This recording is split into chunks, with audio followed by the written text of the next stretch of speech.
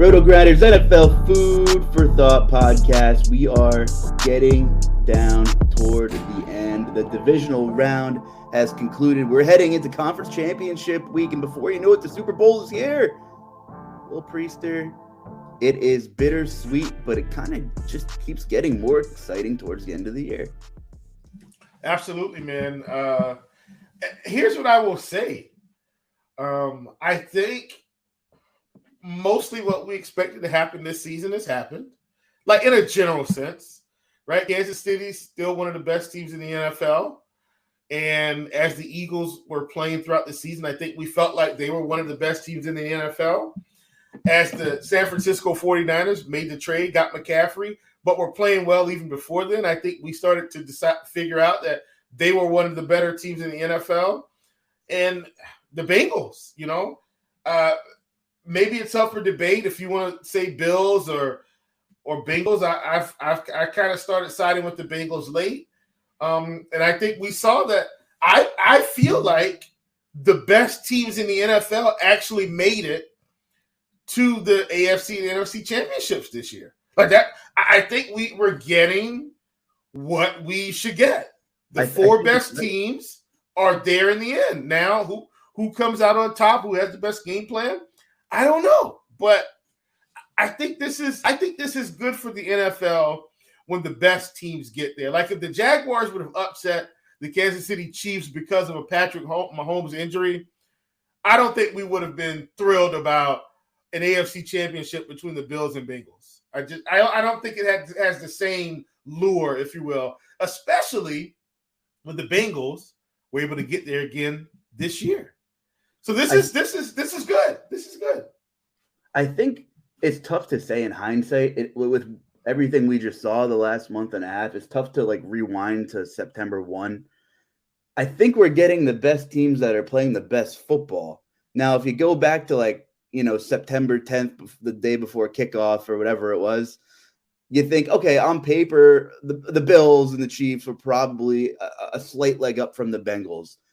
Despite the Bengals getting to the Super Bowl, from a talent perspective. But then we saw some deficiencies and, of course, injuries happen and some other things. Yeah. And I think I agree with 80% of your sentiment you're echoing here, that I think we're getting the teams that are playing the best ball, that are in the dance, that are left. And that's super exciting.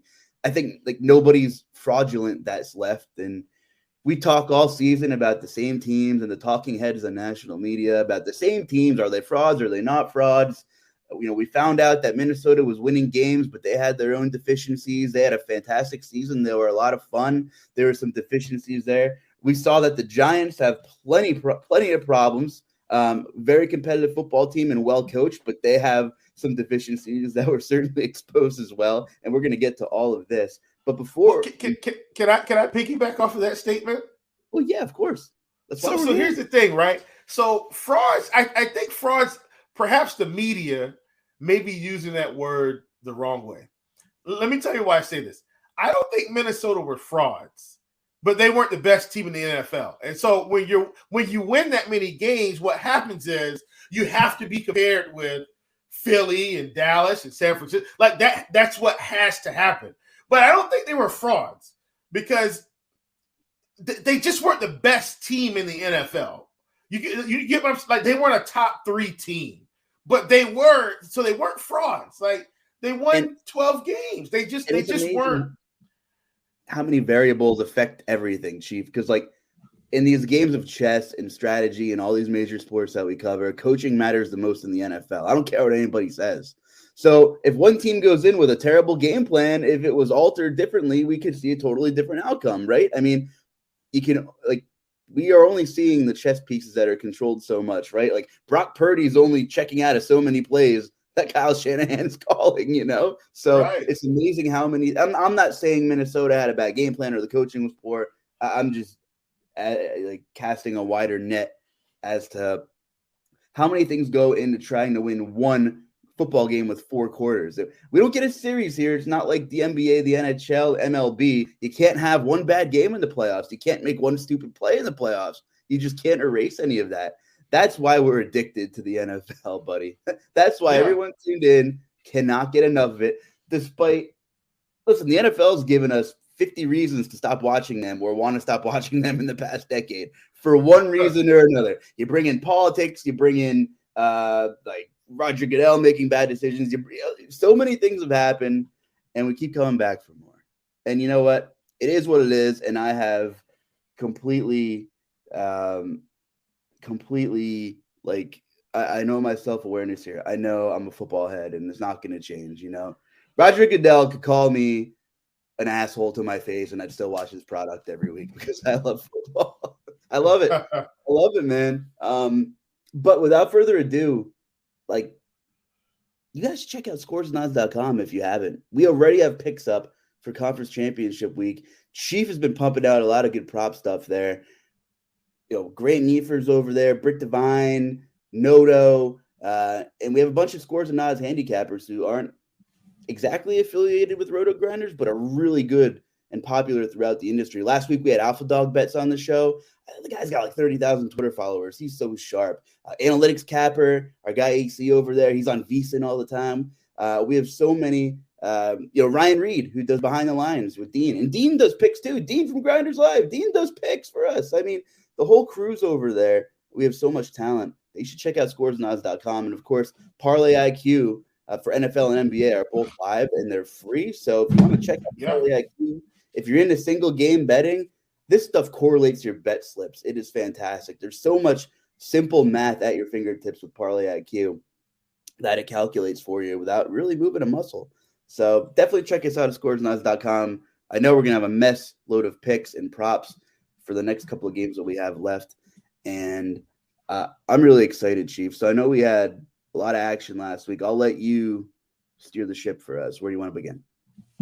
Well, I think we just start with let's start with the Saturday games. Chiefs Jaguars, because I think we can kind of cover them all this weekend. We don't have to sit on all of them, but the Chiefs win 27-20. And Patrick Mahomes picking up an injury, in my opinion, changed the trajectory of how that game was going to be played. We did see Chad Henne come in and put together a long scoring drive for the Chiefs, which basically kept them alive and kept them afloat until Mahomes came back after the half. I think we saw some of the youth of the Jaguars at quarterback with Trevor Lawrence, have costly turnovers at the end of the game. Jamal Agnew catches a ball, spins around, fumble. They lose that possession. They were inside the 20 at that point too, Luuch. So that was a big one. That really, I think, set them up to lose the game. But then, Lawrence throws an interception late. And so the Chiefs escape 27-20. I only use the word escape because clearly Patrick Mahomes was not healthy. But here's what they did. They said, look, we can't have the same exact game plan. Isaiah Pacheco ends up with a massive workload, and that's what they needed to do to win the game. And I think they did that. But, hats off to the Jaguars, obviously, who, played tough at the beginning of the season, took their lumps. And granted, things had to fall their way. The Titans got worse as the season went along completely due to injury. And what I will say is, and I know we're talking about this game, and I'm kind of backtracking, but if the quarterback doesn't get hurt in Tennessee, I think Tennessee wins the division. Don't you? Like, I don't think Tennessee loses the division if they don't have just massive injuries. Feels like at every important position on the field. Like, it's just, you're telling me it's the second straight season that the Tennessee Titans have led the league in bodies used. Yeah, I don't. I'm going to give Jacksonville their props, but clearly Taylor being out and half the defense being out, and it was every week. It derailed their season. Like it. 2 straight years as a fan, and I'm pretty unbiased. Like, people ask me when I think Tennessee, they're always interested when Tennessee's a long shot but kind of competitive, and they sneak in, and people ask me questions. This was not the year. I'm glad that I'm glad they didn't get in. The Josh Dobbs, tuck rule, whatever you want to call it, I still kind of think was an incompletion, but I think the Jaguars were healthier and posed a better threat to win a championship than the Titans. So I don't have any qualms with Jacksonville getting in. However, I do think that division is going to be competitive next season. If I love Rand Carthon, by the way, that Tennessee brought in from the 49ers tree to be their new GM. And I don't think Tennessee's not competitive. You know, whether you bring Tannehill back or whatever happens, if you bring in Tom Brady, or I don't know. Treylon Burks wasn't even healthy. We saw him flash this season. A.J. Brown, that was the wrong move. Whatever former GM John Robinson should have done to keep A.J. Brown, absolutely. But Derrick Henry has not lost a step yet. So I think as long as you have Derrick Henry, if the defense gets healthy, when that defense was healthy, Chief, they were pretty good. And I think it's going to be a real dogfight between the Jags and the Titans. Now, this isn't a Titans podcast, thank God. But I do agree with you. The Jaguars made a huge leap. I think we're going to see Trevor Lawrence take another leap next season. He's going to get Calvin. The wild card's Calvin Ridley in that offense when he comes back. Listen, I mean, who's going to stop that? You've got Calvin Ridley. You'll have Christian Kirk. You'll have Zay Jones. Marvin Jones is probably still going to be there, but he's going to be the odd man out. And you've got Evan Ingram and Travis Etienne. Like, you're going to have to pick your poison with that team. Trevor's just going to have to make good decisions. And I know we were kind of talking about divisional round, but I'm glad this opened up. I've got a question for you, Luuch, because I think that the Titans need to do something. But I understand it's their identity, right? I want to pose this to you as a fan, and you can just kind of let me know what you think. I think Titans need to change their offense. I think they've got to catch up with the times. And what all that means is I think you can still run Derrick Henry the same amount of times you run him, but I think you got to open this offense up and get a little bit more creative with the passing game. You hit the nail on the head. Run some four wide spreads and still hand Henry the ball, halfback draws. Like, I think we got to get away from the extreme power run game and just catch up with the NFL a little bit. And dare I say, Derrick Henry may rush for 2,000 again. He'll have more running lanes. I just got your thoughts with Tennessee. What do you think? Because the defense is fine if they're healthy. The offense has got to catch up. Well, they made all the right moves, and I didn't expect to segue here. Believe it or not, this wasn't in the script, folks. And I opened the show saying there's so many variables and coaching matters. Tennessee did the right things they had to do. They fired their GM before the season was over, and I was a John Robinson stan for a while, but he botched the A.J. Brown situation. That's fine. As soon as they were eliminated from the playoffs, within 24 hours, they fired offensive coordinator Todd Downing, who could not get it done. I know they've dealt with a ton of injuries on the offensive line. You know, they lost Taylor Lewan in the beginning of the season. They lost Ben Jones for like 6 games. They had some injuries. Treylon Burks wasn't healthy. I get it. But Downing had 2 seasons. And before that, who were the 2 offensive coordinators in Tennessee who had a similar scheme, Chief? It wasn't a complete air raid attack, but it was play action. Things were explosive when it was through the air. It was Matt LaFleur, who became the head coach of the Green Bay Packers, and the offense was pretty good. And then it was Arthur Smith, who became the head coach of the Atlanta Falcons. Now, everybody wants to shit on Arthur Smith because he couldn't get Kyle Pitts involved, and I understand that. But the Titans led the league in points per game under Arthur Smith during the tenure there, either first or second. And it showed. They were the 1 seed before they choked to the Bengals in 2022.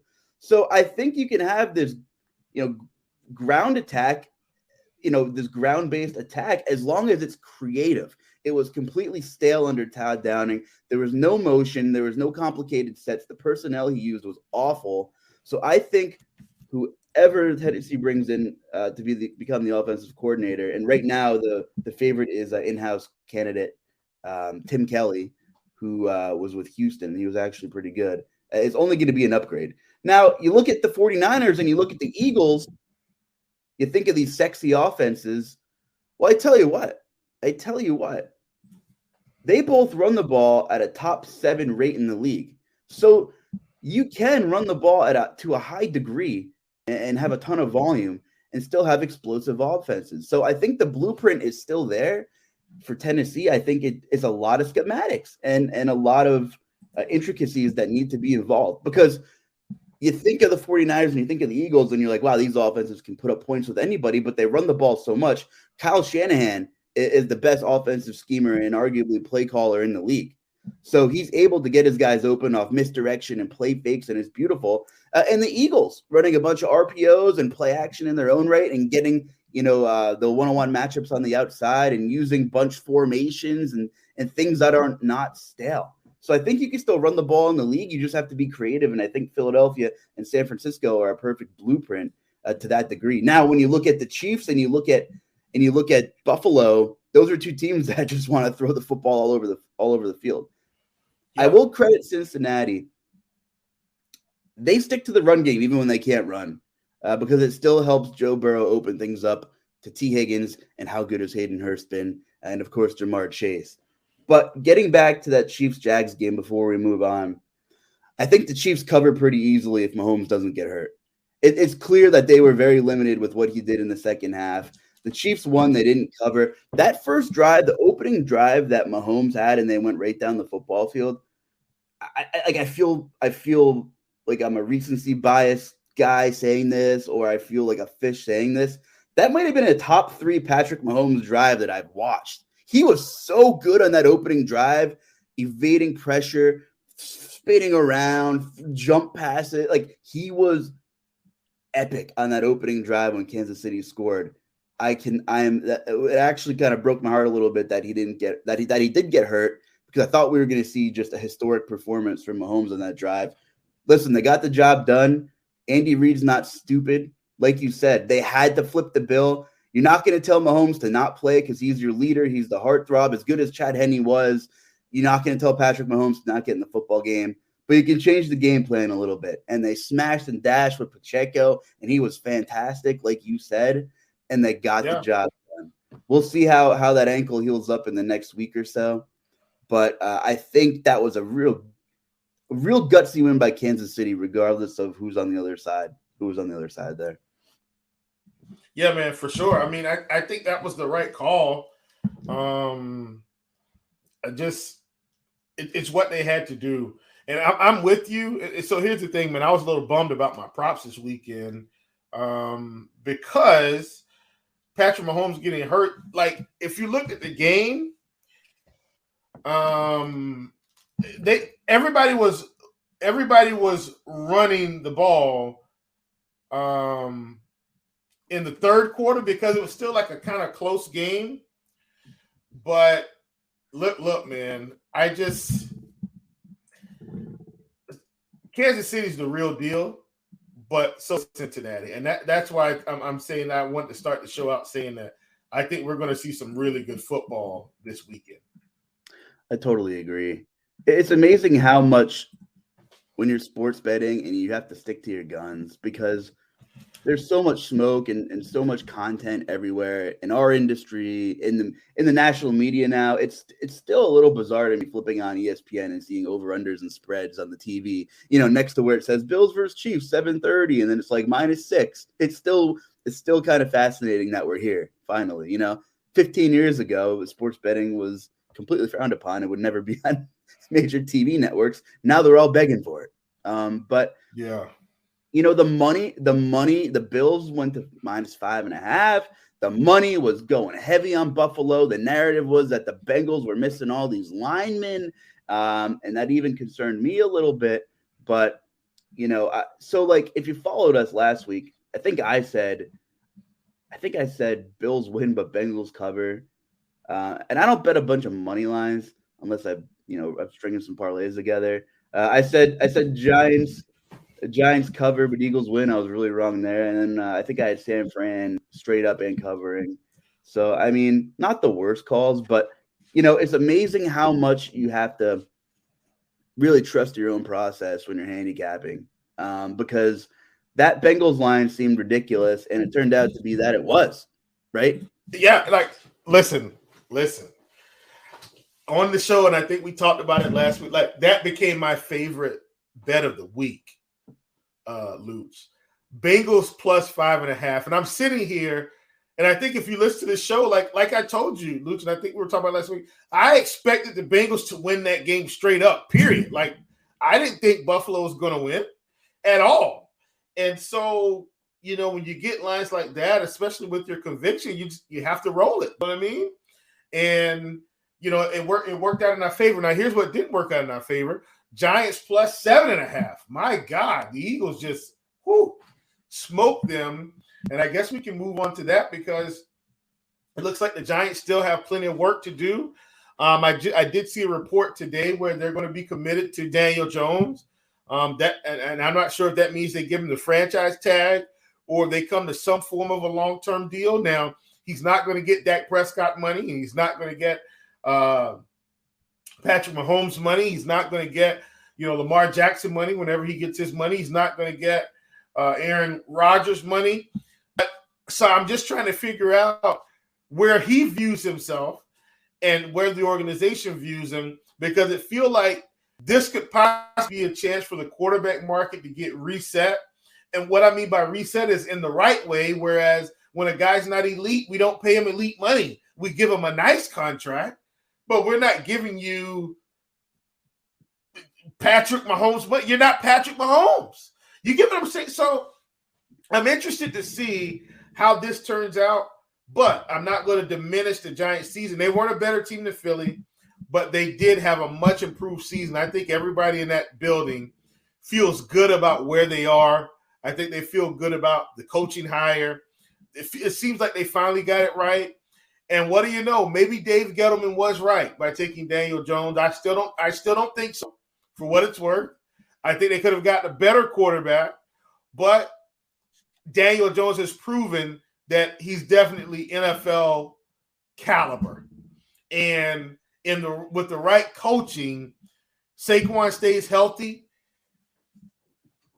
Alert. They still got to go and get another receiver. Like they're not going to be able to survive with Richie James and Hodges. They got to get somebody. But if they're healthy, they're okay. Guess who's a free agent? Saquon Barkley, Chief. So what do you do there? It's a weird situation. Here's what you do. And I'm sorry I cut you off. I'll be quiet right after this. No, you're good. Sean Payton interviewed with the Carolina Panthers. The Panthers need to do whatever they can do to get Sean Payton. Sean Payton then calls up the Giants and says, hey, we want Saquon. Saquon becomes Alvin Kamara. We get us a quarterback. We win a championship. That's what they need to do, Brett. That's the full – I mean, not Brett. Geez, Luuch. That's the full scope of this. Hire Sean Payton in Carolina. Sean Payton gets on the phone. He calls the Giants. I don't care if we've got to give up DJ Moore. Give up DJ Moore. We'll get a receiver in the draft. And I don't dislike DJ Moore for what it's worth. That's not what this is about. It's about how do we get back to premier level talent and coaching. That's how you do it. That's me being a fan, folks. So you can just laugh at me. That's my wishful thinking. So the Giants, Hodgins is a great story. Richie James and Slayton are fine, like wide receiver threes. I know Cadre had a breakout kind of late season push here. Bellinger's okay. Saquon's a free agent. They need to spend some money. Dare I say, oddly enough, that it's kind of a blessing that Daniel Jones didn't have a Nick Foles run and carry the Giants to the Super Bowl for reasons that you said. They're not going to have to pay him as much because the jury is still out. I think it's ridiculous that people were claiming that he was an elite quarterback after the Vikings game. The Vikings' pass defense was horrendous. And then the lack of weapons that the Giants have was completely exposed. And we saw some rough edges around Daniel Jones's game still.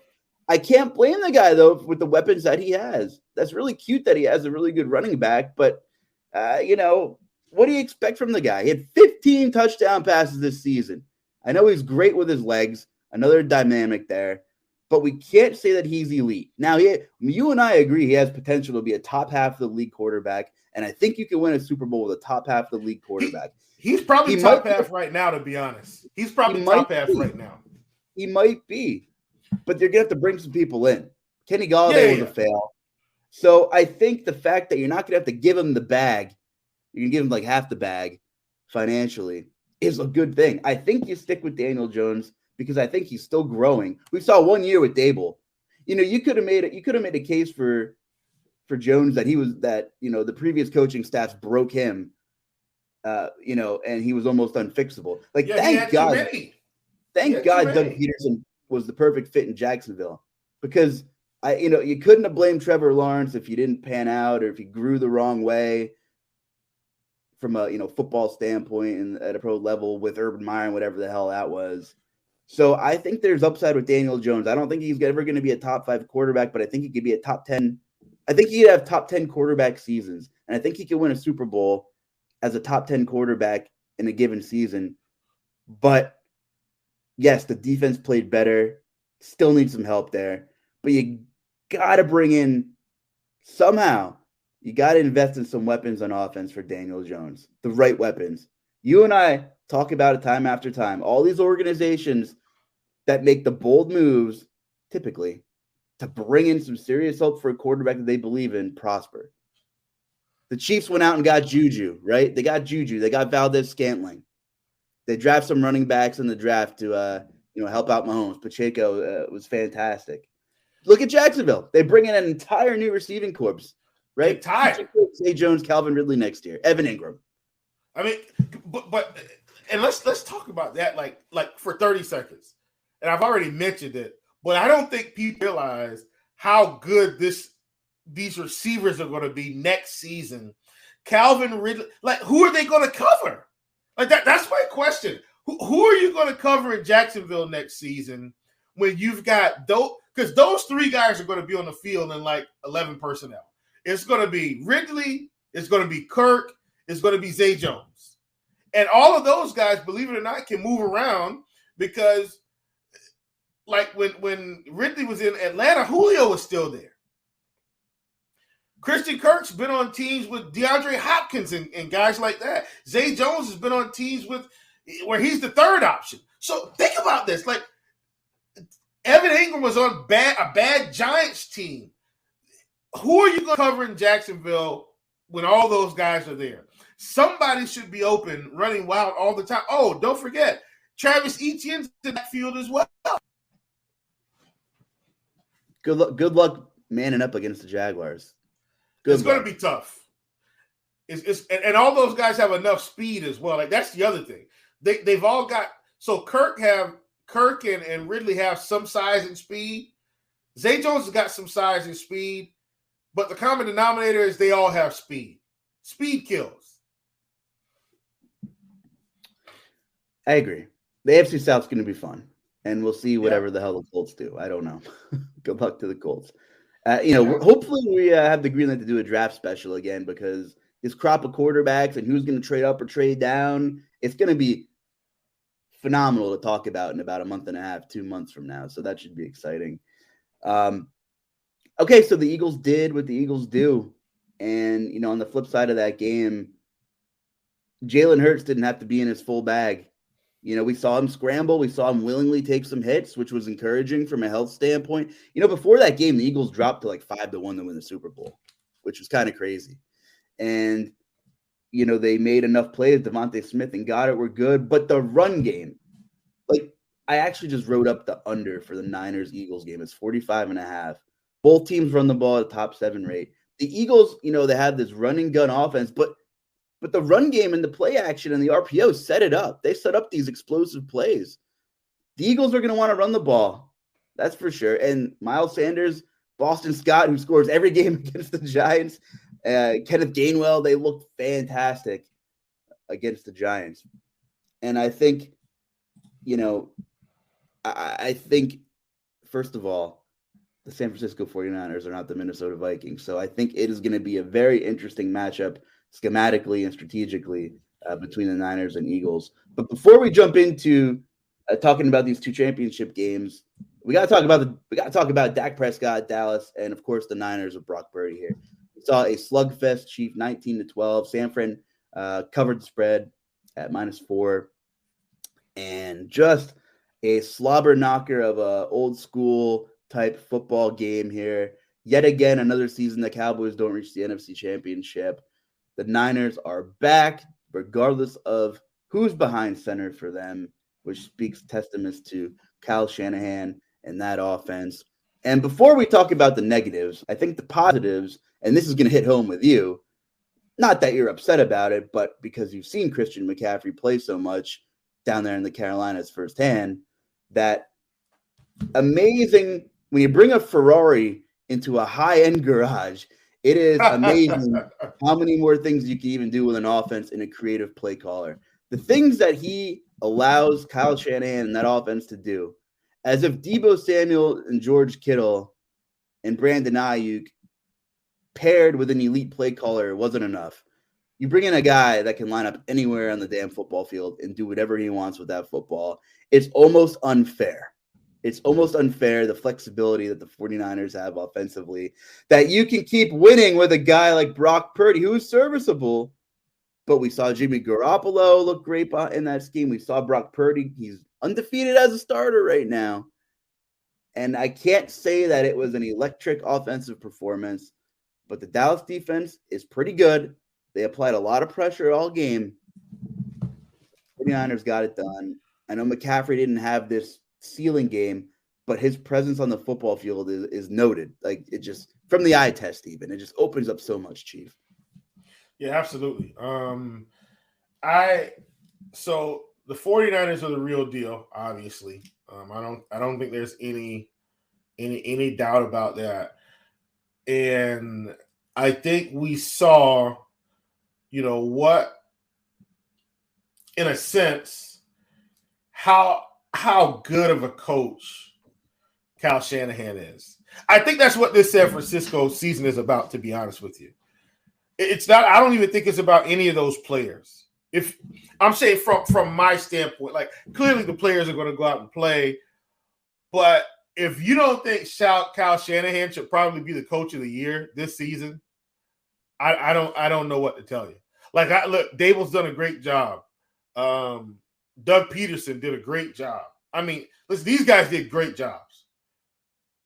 Name me one coach that goes down to their third string quarterback and pretty much comes out of the NFC and it could possibly be going to the Super Bowl. Name me one coach that goes to their third string quarterback, Luuch, literally. And I honestly feel like there may only be one, and there may in fact be none, that goes to their third string quarterback.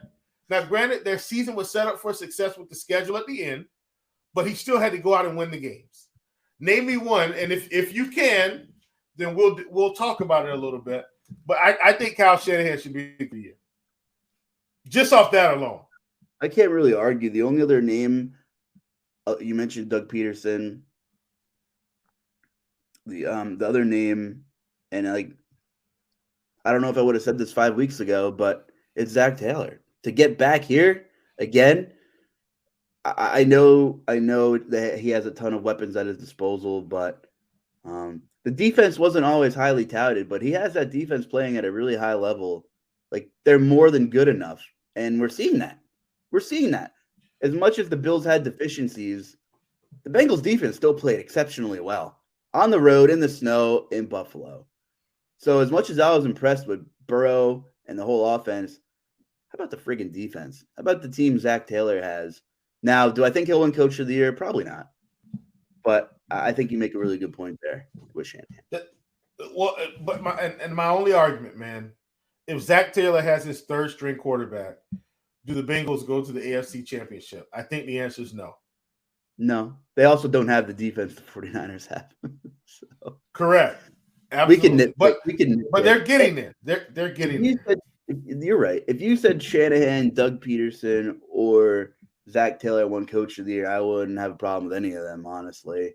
Or Nick Sirianni, man. I mean, I know. Hey, I'm with you. I'm with you. Like, I can't argue that.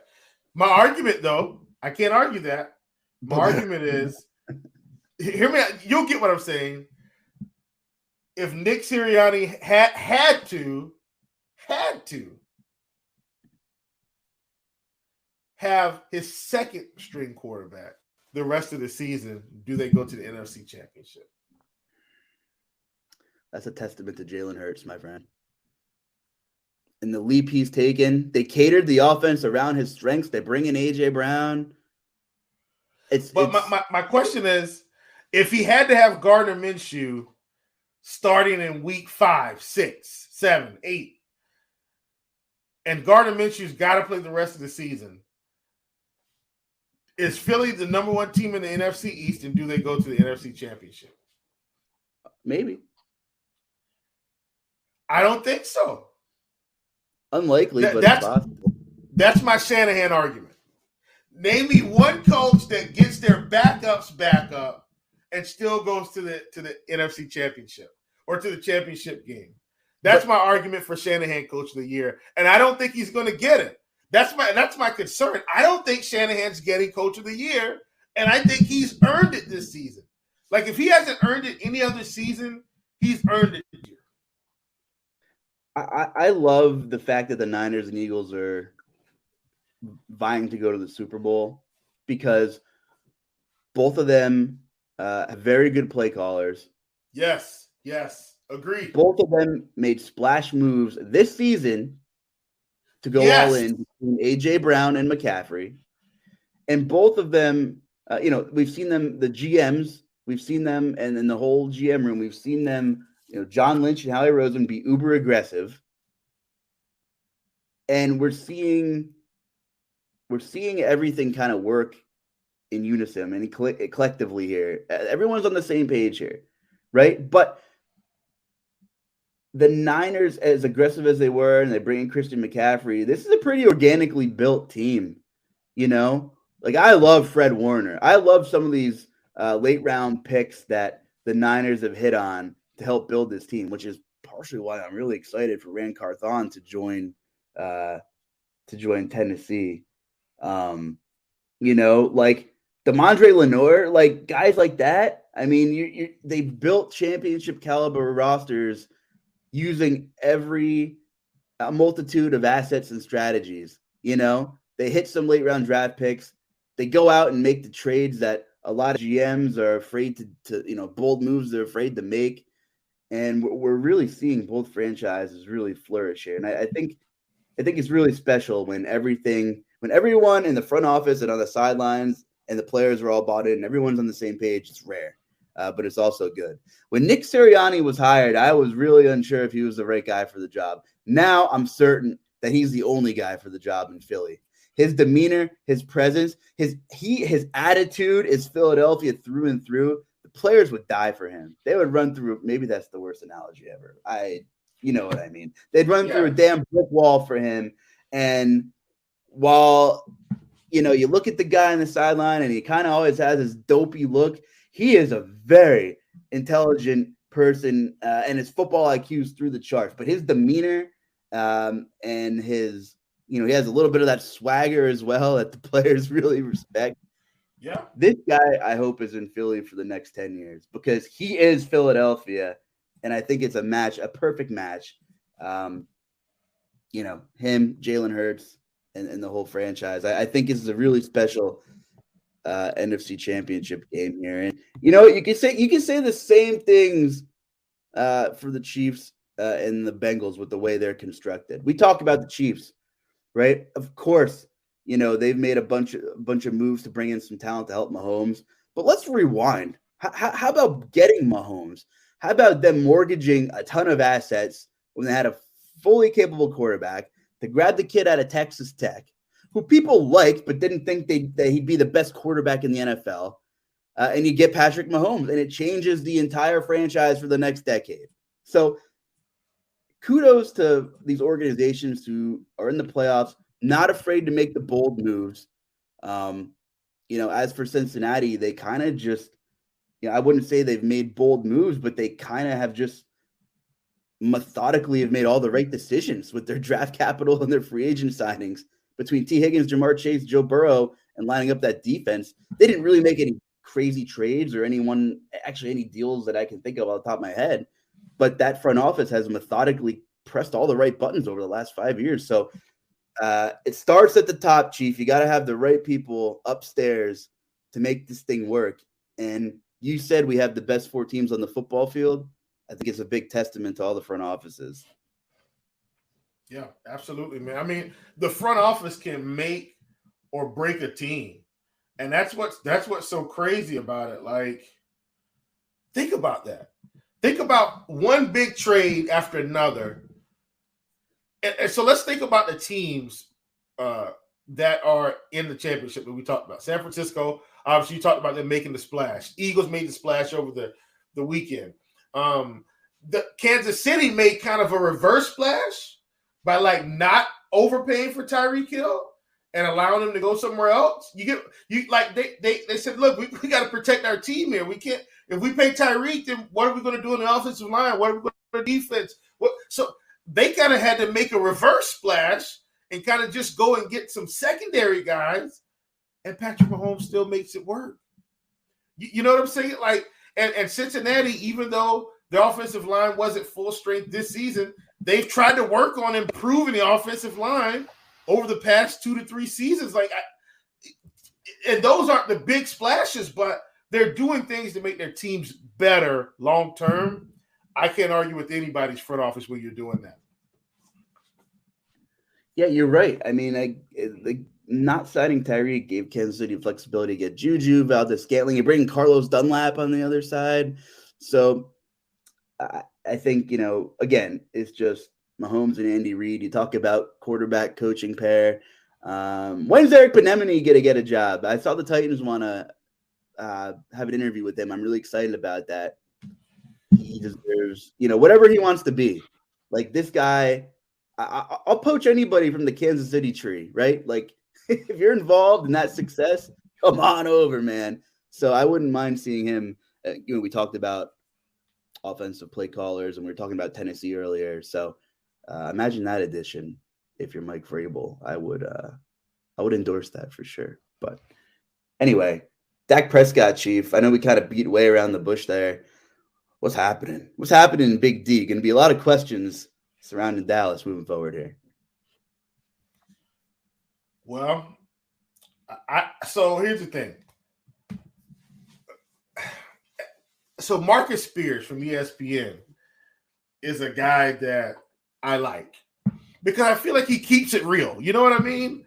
And I feel like he would be, if we were on ESPN, I would probably be the Spears of the show. Here's why I say that, Luuch.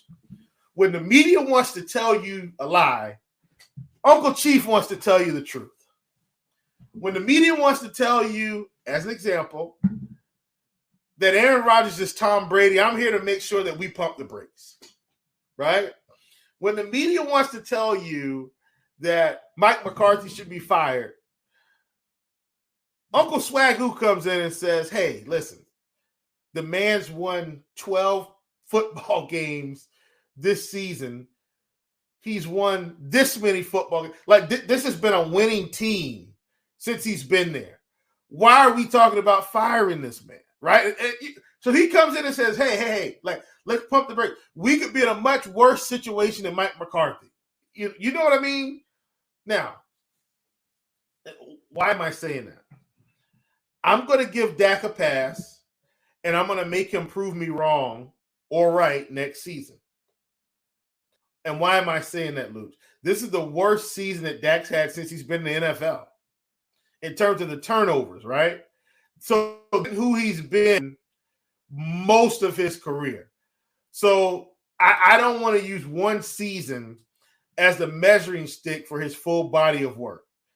I'm going to give Dak Prescott a pass to next season. If we see this continue next season, I'm going to do the same thing with Russell Wilson, believe it or not. And he was bad this year. But let's see what he does with a new coach and possibly some competent coaching. We're going to see. Here's why. We gave Geno Smith a pass. Geno Smith had been bad his whole career. But he looked good this season.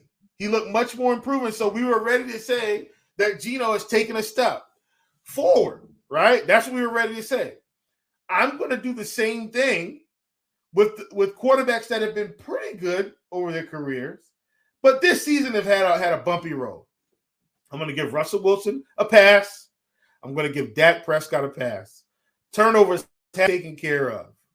And if they're not taken care of next season, and he's not going to go a season clean, but like we can't have 10 turnovers in 5 games. If that happens, like something's going on. You're muted, I think, bro. We can make excuses, but we just have to decide which ones that we think are valid. I can give Russell Wilson a pass. Do you know why? Because Nathaniel Hackett. That's why.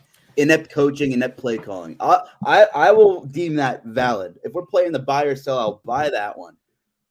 Dak, the more I thought about it, I don't know if Dak was ever 100% this season. I don't even know if Dak was playing at 90%. He missed a month. We how quickly forgetting we missed a month when Cooper Rush was a thing early in the season. Maybe Dak wasn't all there. And you know what? It's kind of I think you're going to see Buffalo and I think you're going to see Dallas invest in more playmakers this offseason because, boy, I don't know what the Amari Cooper situation was, but what a brutal decision that was, getting rid of him. You can make the same argument for Dak Prescott as we were trying to make for Josh Allen last week. If you're playing devil's advocate and you're defending these guys, that after Stephon Diggs and after CeeDee Lamb, what do you got? You got Noah Brown, you bring in T.Y. Hilton. Michael Gallup hasn't proven a damn thing in this league to be a reliable number 2 other than a downfield threat. Michael Gallup is like Gabe Davis. They're like the same damn thing. These organizations want them to take a leap and be something more that we're not sure if they're capable of being. So maybe we get Dak a little more help. Maybe we get the problem with Zeke is his damn contract and the dead money. I'm sure you've seen that. Ooh, it's so bad. Now you're bringing Pollard breaking his leg, which is terrible. What's the downtime going to be there? I'm, breaking his fibula. I can't play doctor. I'm going to imagine it's going to be a very slow recovery. I don't know, Chief. I don't know his status. I really didn't look into it, but couldn't have been a worse combination of things that happened here. Let's get rid of Mike McCarthy. That guy stinks. He's been bad since Aaron Rodgers was saving him in Green Bay, and that's how I feel about that, by the way. So, look at it. Look. The Cowboys won a ton of games. And, maybe the NFC East wasn't as good as everyone wanted it to be because we saw these flashy records and things like that. Now, I know the Eagles are great, but I don't know. I mean, I'm looking at – I don't want to, crap on the Giants or the Washington football team, whatever they're called these days. But, those were winnable games for the Eagles in Dallas, and I'll leave it at that. I'm with you. I don't want to just dismiss the Dak thing. Get him a legit number 2. Bring back Amari Cooper, and then we'll talk. Another. You see what I'm saying though? It's the front office can make or break a team with their version of how they think things should go. Right now, maybe they felt like they had to pay Amari too much. I get it, but I think you saw the downside of what happens when you don't keep talent. CeeDee Lamb flourished, but he didn't have any help. I'm saying big time help. Gallup is a good number 3, but he proved he's not a number 2 this year. CeeDee's probably a 1A, 1B type receiver, right? But he still needs another guy so everybody can eat. It's look at what happened. I have to go back to Philly. Look at Devontae Smith last year. Look at him this year with A.J. Brown on the outside. Night and day. It's night and day, the type of looks he's going to get. And every offense, Chief, in this era of football, every Batman needs a Robin. I'm not saying Jamar Chase and T. Higgins need someone of that caliber on each side of each other because I think they're both number 1s. And by the way, whether or not one of these guys, whether or not T. Higgins gets paid at some point, it's going to be an interesting development as well. I mean, it'd be good to keep them together with Joe Burrow, but who knows, with how everything works and financially like that. But in this era of football, every Batman seems to need a Robin. I mean, even Jefferson needs Hawkinson. Thielen is whatever at this point, right? You said it. Devontae Smith needed A.J. Brown. Now look, Devontae Smith had a better second half than A.J. Brown. It opens up the coverage. It opens up everything in a league, stylistically where everyone's playing. Most teams are playing a similar brand of football other than the Titans. Even in bringing in Juju for Kelsey was a big deal. Bringing in Valdez-Scaling, investing in Sky Moore, having speed on the outside to let Kelsey have 13 catches for 85 yards or whatever it was. These teams need a 1B. And Gabe Davis didn't develop into that 1B for Josh Allen. And I think we saw that. Nobody on Dallas developed into that secondary option for Dak Prescott. I think we saw that. The 49ers, you have Debo, Ayuk, and Kittle and McCaffrey, right? Like a wealth of weapons there. Absolutely. So I think you need two playmakers on the outside in this league, and not just or an elite slot guy and one on the outside. You got to have one or the other. You know what I'm saying? Yeah, of course. I mean, look, the Bengals, like, and let's talk about the Bengals, like, really quick. Like, Tyler Boyd can't even get enough targets because of that team. And he's good at football. Yeah, like Tyler Boyd probably should be getting 6 targets a game. You know what he gets? 2, 4. I mean, God, he should be frustrated, but winning cures all. And so when you're pitching it to some of these receivers, like for instance, a Brandon Cooks, who in my opinion probably isn't a number 1 anymore, but probably could play the slot and just burn teams to death, right? Here's what you pitch to Brandon Cooks. Look, man, we've got our guy. But if you want to win a championship, we need you to come in and be this guy. You mean to tell me? How did he not get traded the last 2 years? Just weird. I have no clue. But you mean to tell me the Cowboys don't call up and say, look, we want Brandon Cooks? Cooks, this is your role on this team. Or we Buffalo. Correct. We got a shot to win a title if you come. Win a title, or do you want to get paid? We're going to pay you, but we're not going to pay you what you want. And that's the negotiation, right? Like, do you want the ring, or do you want your phone to ring? Which one do you want? Which one do you want? I'll tell you what, you can have both if you take a prove-it deal and win a Super Bowl somewhere. You can. But I'm saying that, and maybe hopefully people understood my analogy there, or my anecdote maybe. But either way, the phone ringing is equating to being on a different team for the next few seasons. And after every deal, that phone's got to get picked up. You're going somewhere else. Or do you want to go to a team and cement your legacy in the rafters? Do you want the ring, or do you want your phone to ring? It's up to you. Well, I think we should close this show out with some predictions and talking about these games at the end here. AFC or NFC? Where do you want to go first? Let's start NFC. They start at 3 o'clock. I'm going to make this very quick. Hear me out here. I think he has a better coach than Nick Sirianni.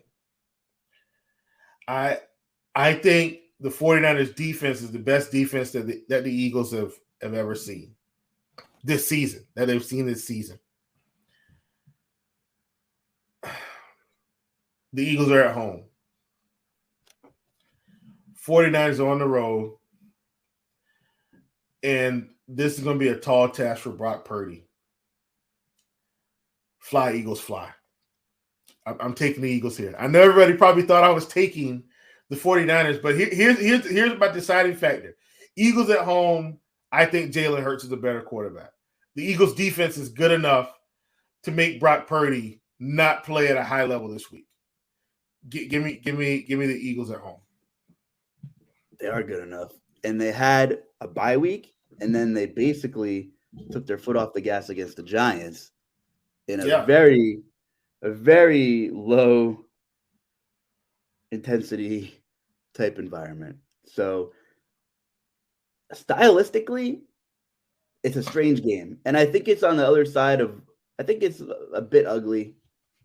And I did take the under 45.5. And I think this is like 24-17, like 24-20 max. I think both defenses are very good. Definitely a tough game. I think we're going to see some drive stall out. I think we're going to see the Eagles play behind the sticks a little more than they're accustomed to as well, though, because they want to run the football. Yeah, I want my Jake Elliott and Robbie Gould field goal props. So I need him to stall out. Jalen Hurts' legs, his health, and his willingness to run is going to be the difference in this game, I think. You know? I don't think he's going to be able to run.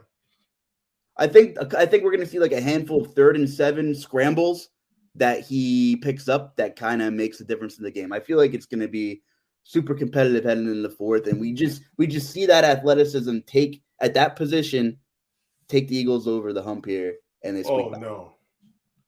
Oh, God. What? Panthers are interviewing Kellen Moore. Wow. Live on the I get it. They're taking it like, do what you got to do to get Sean Payton. No more experiments right now. Like, Panther fans, we can't handle this, okay? Like, people don't understand. The Matt Rule days were bad. It was so bad. Like, get us a competent coach here, man. Don't do this, please. Sorry, folks. I keep the sports stuff going so I can always get the news. And I'm with you. I think Eagles win. I think the game goes under 2.5 point spread. I think it's going to be a close, dirty grind of a game, but I would take Philly right now. Yes. Yeah. Bengals Chiefs. Let's have it. Go ahead, buddy. I'm taking the Bengals. I'm taking the Bengals yet again, and I need to get on SAO right now. Go ahead and write it up because I'm sure the Bengals are, once again, probably, I don't know, plus. Let me see. Hold on. Let me figure out where we are here. If they've got it up. Wrong. They opened at plus 1.5. They are 2-point favorites on Caesars. You can get them at minus 1.5 on FanDuel. Okay. There it is. Well, I'm not taking minus 1.5 this week. I might just avoid it. Although I do think they win, I may take minus 1.5 because I think they went straight up again. And this doesn't have anything to do with Mahomes and the team. Once again, I think the Bengals just have the momentum, man. And that's really, they got the juice right now. It's the same thing last year, right? They're on the upswing. I'm taking the Bengals. I just want to know what Patrick Mahomes is doing this week, how he's feeling. I don't think 6 days is going to make a world of difference with whatever's going on in that ankle. Well, he's going to keep that heating pad on there a whole lot. Yeah. A whole lot. I hate to make for boring conversation here, but I think the Bengals win too. I know it's on the road. Arrowhead's going to be crazy. It hasn't mattered. It really hasn't mattered for Cincy. They just played in Buffalo in the snow. Well, okay, go to Arrowhead. Maybe a slight step up in hostile environment. Slightly, but not much of a difference. They're dialed in. And Joe's willingness to spread the ball out and find the open guy, because we talked about it. He's got Batman. He's got Robin. And, oh, yeah, he has Tyler Boyd and Hayden Hurst if he wants them. And then there's Joe Mixon. So I think the Bengals do just enough to win this game. I don't think I'm going to bet it either. That's tough. If it goes to 2.5, I definitely wouldn't bet it. But I'll have to think about it. But I think the Bengals win. I'm with you, Chief. Honestly, I don't mind Bengals minus 1.5. I don't mind it. I just wish I was getting them at like if it was like plus 2.5, plus 2.5 Bengals, I'd be all over it. All over it. Because here's why. This game could very well end up like 28-27. Something stupid. But I still think Bengals win straight up. So the pod picks, Eagles, Bengals. That's the official pod picks for Food for Thought.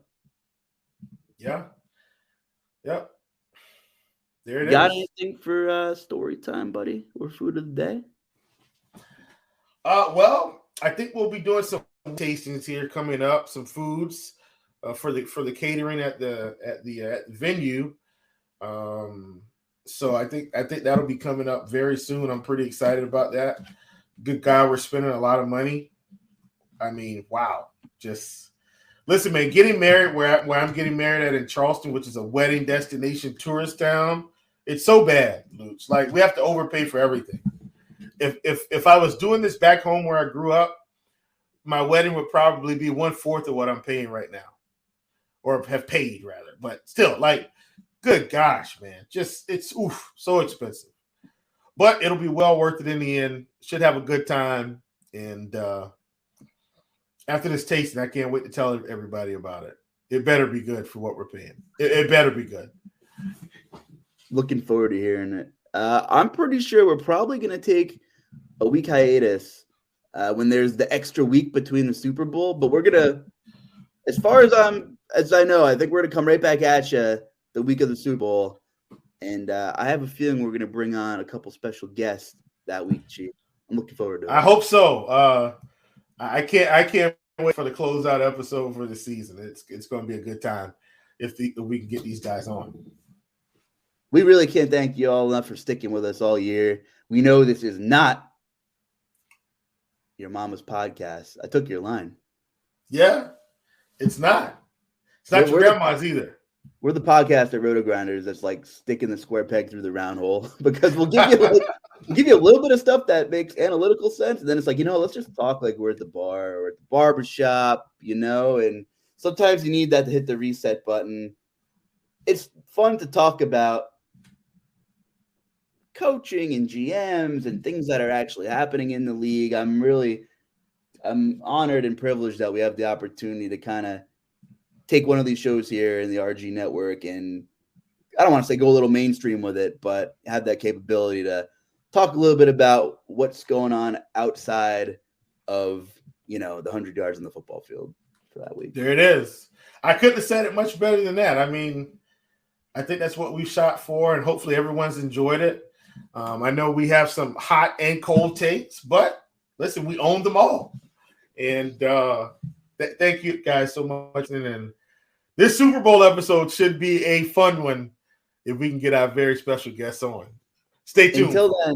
Until then, you can check Chief out pretty much everywhere. Prop Shop, doing prop shows, scores and odds picks. You're everywhere, aren't you? Yeah, man. Listen, props is my life now. I enjoy it. I'm super passionate about it. I want to be the best prop player in the world, and it takes dedication for that. And I'm getting better every day, and that's my goal, Luuch. Like if we had a prop ranking, like how RG's done the rankings for DFS, I wish we had something like I'd be shooting for number one. I want to be number one. I just don't think we have something to quantify that per se, and that's okay. The next best thing I could do would be to get into the DraftKings betting championship if they have it. And let's go compete and see how we do. I love it. Kudos to your work. So if you want to catch up some of Chief's content, check him out with some of his props work until we're back at you for the Super Bowl. I'll be doing some hoops content and some stuff at Scores and Odds and some NBA DFS stuff at RG. But we'll be back. We'll be back for Super Bowl week. We're going to get out of here. For the Chief Will Priester, I'm the Luuch Justin Carlucci. Thank you all. Stay well and good luck.